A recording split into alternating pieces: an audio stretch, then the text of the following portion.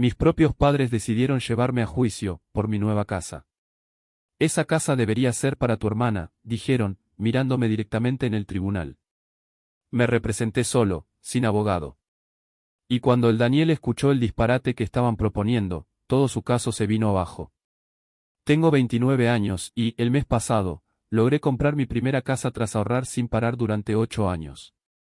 Sí, como lo oyes, 8 años de esfuerzo, y ahora mis propios padres me están demandando por la propiedad. No estás mal leyendo, yo tampoco lo termino de asimilar. Todo esto es una auténtica locura. Déjame contarte un poco más para que entiendas bien cómo llegamos a esto. Soy el hijo mayor. Éramos 2 en casa. Desde los 16 años estuve trabajando donde fuera, en un súper, repartiendo pizzas, lo que se presentara. A los 18 ya no dependía económicamente de nadie. Con lo que había ahorrado, me compré mi primer carro, un Honda Civic del 98, con más de 200.000 kilómetros, por 800 euros. Mientras estudiaba en un centro técnico en Alicante, también curraba jornada completa. Más adelante, me metí a fondo en cursos intensivos de programación y conseguí varias certificaciones en IT. Hoy llevo 8 años trabajando en el mundo de la ciberseguridad. Mi hermana Andrea, que ahora tiene 26, siempre fue la consentida. Universidad privada, máster en Historia del Arte, un par de semestres en Italia. Todo financiado por mis padres. Matrícula, piso, dinero para sus gastos, vacaciones, hasta coche le regalaron cuando cumplió 16. Mientras tanto, yo vivía con lo justo. Ahorrando cada céntimo desde que empecé en un trabajo serio. Nada de vacaciones caras, ni ropa de marca. Compartía piso con colegas hasta el año pasado. Y al fin, el mes pasado, me compré una casa. 3 habitaciones, 2 baños y un jardín muy lindo. Me salió en 385.000 euros. Puse el 20% como entrada, 77.000 euros que había guardado con mucho esfuerzo. Y saqué una hipoteca decente. 2 días después de firmar, me llega un mensaje de mi padre. Tenemos que hablar sobre la casa. Llámame en cuanto puedas. Yo pensé que tal vez querían venir a verla. Qué iluso fui. Mi padre fue directo. Mira, hijo, lo hablamos en familia y creemos que lo más justo es que Andrea se quede con la casa. Yo solo pude responder. ¿Qué estás diciendo? Tu hermana está muy agobiada con sus préstamos. No puede pagar un alquiler en Barcelona. Tú estás bien. Puedes permitirte otra casa. Me reí. Pensé que estaba bromeando. Pero no, iba completamente en serio. Mi madre también se metió a la llamada. Te criamos, te apoyamos. Ahora toca devolverle algo a la familia. Andrea necesita estabilidad. Gracias a ti, pudo estudiar.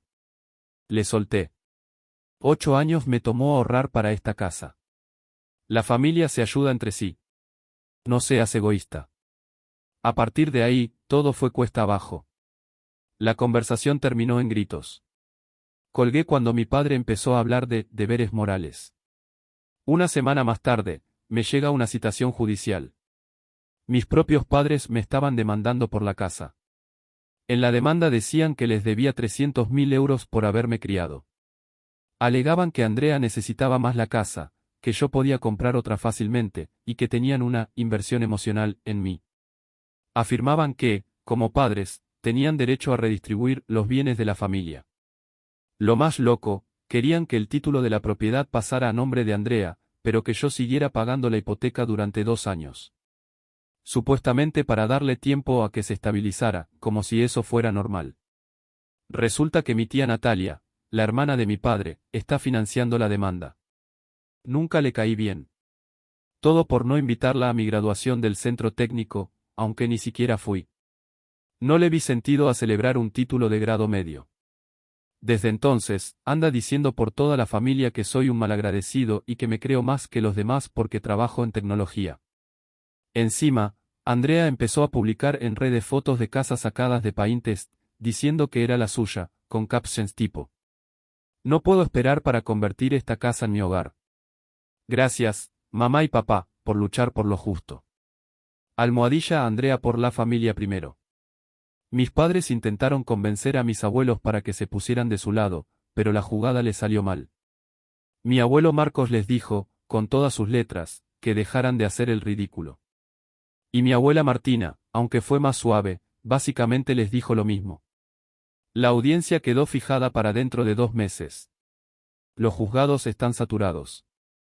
Mientras tanto, yo me puse a prepararme a fondo, recopilé todos mis extractos bancarios, papeles de la hipoteca, prueba del pago inicial, contratos, todo.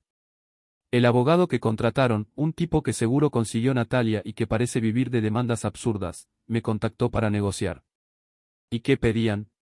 Querían la transferencia total del título de la casa a nombre de Andrea, que yo siguiera pagando la hipoteca durante 24 meses, 3,1 millones de euros por daños emocionales y, por si fuera poco, una carta de disculpa por dividir a la familia. No me pude contener. Me reí tan fuerte que hasta bufé y colgué. Desde entonces, el drama no ha parado.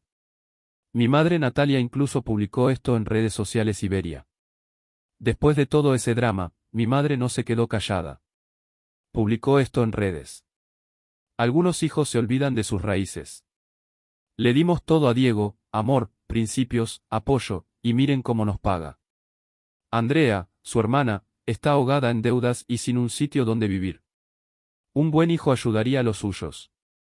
Almohadilla decepción almohadilla lo que importa es la familia. Y por supuesto, Natalia tenía que meter su cucharada. Comentó. Qué actitud tan vergonzosa. Tu hermana necesita esa casa mucho más que tú. Lo que te sobra es orgullo. Al poco tiempo, llegó el golpe final, me borraron del grupo familiar de Acción de Gracias. Mi madre envió un mensaje masivo. Dado lo ocurrido y la negativa de Diego a hacer lo correcto por su hermana, no será bienvenido en ninguna reunión familiar hasta nuevo aviso. Mi reacción. Me pedí comida china, me puse cómodo en el sofá y vi el partido en paz. Actualización, día del juicio. Después de 2 meses de espera, finalmente llegó el día. Me presenté temprano, traje puesto, todo en orden. Llevaba una carpeta repleta de papeles, pruebas y todo el historial financiero que pude recopilar. Y entonces llegaron ellos, mis padres, Andrea, Natalia, todos vistiendo camisetas coordinadas que decían, la familia primero, como si fueran a una protesta. El espectáculo arrancó antes incluso de entrar a la sala. Andrea trató de abrazarme diciendo en voz alta. Te perdono por todo esto, de verdad. Me aparté con suavidad, y ella tropezó sola. Natalia empezó a murmurar, malagradecido, como si estuviera maldita. Una vez dentro, el Daniel dio paso a las declaraciones iniciales. El abogado de mi familia, que ya parecía arrepentido de aceptar este caso, dijo algo así como: mis clientes dedicaron años, dinero y amor a criar a su hijo. Ahora su hija vive con deudas y sin hogar estable. Él, en cambio, tiene los recursos para empezar de nuevo. Esto va sobre valores y justicia familiar. Cuando fue mi turno, fui directo al grano. Señoría, yo trabajé y ahorré durante 8 años para comprar esa casa. La hipoteca está solo a mi nombre. Eso es todo lo que hay que decir. El Daniel se interesó y pidió a su abogado que mostrara sus pruebas. Y ahí comenzó la función, álbumes de fotos de cuando era niño, papeles de la deuda universitaria de Andrea, 180.000 euros, todo en arte, y una tabla con supuestos gastos de mi crianza. Incluía una hamburguesa de 2003 por 13 euros. También metieron capturas de pantalla de mi perfil profesional, y hasta un supuesto plan de negocios de Andrea para transformar mi casa en un espacio artístico y de sanación creativa. Cuando me tocó presentar mis pruebas, expuse todo, mis extractos bancarios, recibos de la entrada de la casa, contrato de la hipoteca, pruebas de que me pagué mis estudios, correos donde mis padres me decían que no podían ayudarme porque estaban enfocados en la educación de Andrea. Y entonces, vino la parte más reveladora. Señor Daniel, pregunté, ¿podría preguntarle a Andrea en qué trabaja actualmente? Estoy atravesando un proceso de descubrimiento artístico, dijo ella, con mucha seguridad. Está trabajando. Mi madre saltó. Es artista digital, señoría. ¿Gana algún ingreso con eso? Mi padre interrumpió. El valor humano no se mide por el dinero que gana. Y Natalia gritó desde atrás. Esa casa le pertenece más a ella que a él. El Daniel la mandó a callar al instante y se giró hacia Andrea. ¿Qué tipo de contenido digital hace? Soy bailarina en TikTok y comparto consejos de vida. ¿Y le genera eso algún ingreso? Estoy en la etapa de crear mi marca personal. El Daniel solo negó con la cabeza. Se le notaba la incredulidad en la cara. Déjenme entender esto, dijo, esperan que su hijo, que ha trabajado y ahorrado durante años, le ceda su casa a su hija, que no tiene empleo, no genera ingresos y ni siquiera tiene un plan concreto, y encima que él siga pagando la hipoteca. El abogado trató de reaccionar. Con el debido respeto, señoría. No necesito oír más, lo cortó el Daniel. Emitiré mi decisión por escrito esta semana. 5 días después, recibí la carta del juzgado. El caso fue desestimado. En palabras del Daniel. Carece totalmente de base legal. Pero lo peor no fue el juicio, fue lo que ocurrió después. Natalia estalló. Gritó que ya no formaba parte de la familia, que iba a terminar solo en esa casa como un perro. Andrea cayó al suelo en las escaleras llorando. Me has arruinado la vida. Mi madre me dijo que no me consideraba su hijo. Mi padre, con los ojos llenos de rabia, dijo que yo había destruido nuestra familia. Cuando llegué a casa, revisé las cámaras de seguridad que había instalado justo después de que todo esto empezara. Y sí, había movimiento. En una grabación se ve a Andrea rondando mi coche, mirando nerviosa, pero sin hacer nada. En otra, Natalia camina hacia la puerta con un bote de spray, pero da media vuelta cuando se encienden las luces del sensor. Fui directo a la comisaría y entregué los vídeos con una denuncia formal. Y por si no fuera ya lo suficientemente surrealista, esa noche Andrea lanzó una campaña en donasolidaria.es con el título: Ayúdame a tener un hogar. Mi hermano me robó el futuro. En la descripción decía que manipulé el sistema judicial y traicioné el espíritu familiar. Fue reportada por desinformación y la pusieron bajo revisión. Poco después del juicio, mi madre empezó a publicar en todos los grupos locales que pudo encontrar en Iberia, acusándome públicamente de haber traicionado a la familia. Algunas de sus publicaciones fueron eliminadas por los propios moderadores, quienes las marcaron como acoso. Natalia, como era de esperar, también publicó algunas amenazas disfrazadas de indirectas, pero las borró en cuanto la empezaron a confrontar. Fui guardando evidencia de todo. Finalmente, decidí iniciar el proceso para obtener una orden de alejamiento. Ya sabes cómo va eso, lento, pero necesario. Y entonces, estalló el grupo familiar. Mi primo Iván, que nunca fue muy fan de Andrea, la verdad sea dicha, respondió directamente al dramático mensaje que mi madre había enviado al grupo. ¿No fuisteis vosotros los que gastasteis más de 200,000 euros en los estudios de Andrea mientras Diego trabajaba de noche para poder pagar su formación técnica? ¿Y ahora también le queréis quitar su casa? Ese comentario fue como encender una mecha. Otros familiares, que habían guardado silencio durante años, comenzaron a hablar. Resultó que muchos llevaban tiempo masticando el favoritismo de mis padres, pero nunca se habían atrevido a decir nada. Mi tío Diego comentó: ¿te acuerdas cuando Diego pidió 200 euros para libros y tú usaste ese dinero para comprarle a Andrea un MacBook? Una prima añadió: ¿y no fue la fiesta de graduación de Andrea la que costó más de 15.000 euros? Mientras que Diego, literal, no tuvo ni una cena familiar. Y, por último, mi abuelo Marcos, siempre sereno, pero directo, escribió lo siguiente: lo que estáis haciendo es una vergüenza. Diego llegó donde está por su propio esfuerzo, no gracias a vosotros. Actualización, 3 meses después del juicio. Al principio, pensé en dejar todo atrás y seguir con mi vida, pero después del intento de vandalismo en mi casa, supe que tenía que actuar. Fui a la comisaría con las grabaciones de las cámaras de seguridad y presenté otra denuncia. La investigación aún está en marcha, pero la orden de alejamiento contra Natalia fue concedida temporalmente. También envié cartas de cese y desistimiento a todos los involucrados. Reporté oficialmente la campaña fraudulenta de Andrea en donasolidaria.es y documenté absolutamente todo por si se podía proceder con una demanda civil. Y empezaron a llegar las consecuencias. Natalia recibió una advertencia formal en su trabajo, después de usar su correo corporativo para seguir acosándome. La plataforma eliminó la campaña de Andrea. Y mis padres, bueno, empezaron a notar las miradas. En una comunidad pequeña como la nuestra, los chismes se mueven más rápido que el wifi. La familia quedó dividida. Una parte se puso de mi lado, otra prefirió no involucrarse, y el resto sigue creyendo que debería haberle dado la casa a Andrea, por el bien de la familia. Actualización final, 6 meses después del juicio.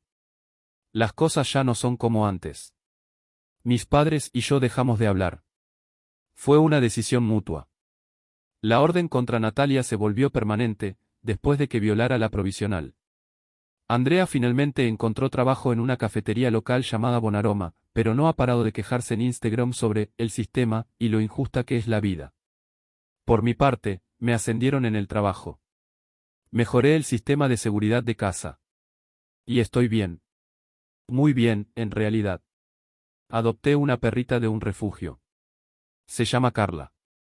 Es mezcla de pastor alemán y tiene más sentido común que la mitad de mi familia. Empecé a organizar noches de juegos en casa con mis amigos.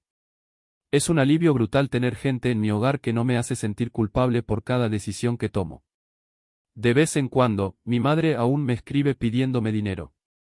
Estamos pasando por un momento difícil, dice. Nunca respondo. Una vez, mi padre mandó un correo. Solo decía: ¿cuándo vas a perdonarnos? La familia debe estar unida. Tampoco respondí. Pero entre todo lo gris, hay algo bonito. Mi abuelo Marcos viene todos los domingos a cenar conmigo. Me está enseñando carpintería en el garaje. Dice que siempre quiso pasar tiempo conmigo, pero que mis padres nunca lo permitieron. Me lo dijo la semana pasada, mientras lijábamos una pieza de roble. Estoy orgulloso de ti, hijo. Supiste defender lo que es tuyo. Y para quienes todavía me preguntan. Sí, mis padres realmente pensaron que podrían demandar legalmente a su propio hijo adulto para quedarse con su casa. Sí, Andrea de verdad creía que merecía esa casa simplemente porque sufrió en la universidad mientras yo trabajaba. Y sí, siguen diciendo por ahí que fui yo quien rompió la familia. La verdad es que hay personas que jamás deberían haber sido padres. Gracias por acompañarme en esta telenovela familiar. Ahora me voy a disfrutar de mi casa, mi perra y mi tranquilidad. Y si puedo dejarte con algo, sería esto. A veces, la respuesta más poderosa no es pelear, sino vivir con paz y firmeza. Saber cuándo poner límites, y no moverlos por nadie. No, no voy a decir dónde trabaja Andrea. No insistan. El caso de vandalismo sigue abierto. La justicia tiene su propio ritmo. Mi abuelo Marcos no tiene cuenta en redes, pero dice que agradece el apoyo. Tiene 84 años y dice que está demasiado viejo para esas cosas del internet. He leído todos los comentarios. Incluso los que dolieron más de lo que quiero admitir. Comentarios de gente que no me conoce, pero que tocaron heridas que aún no han cerrado. Así que quiero responder. No para justificarme, sino porque necesito sacarlo. Eres un desagradecido. Tus padres te dieron la vida.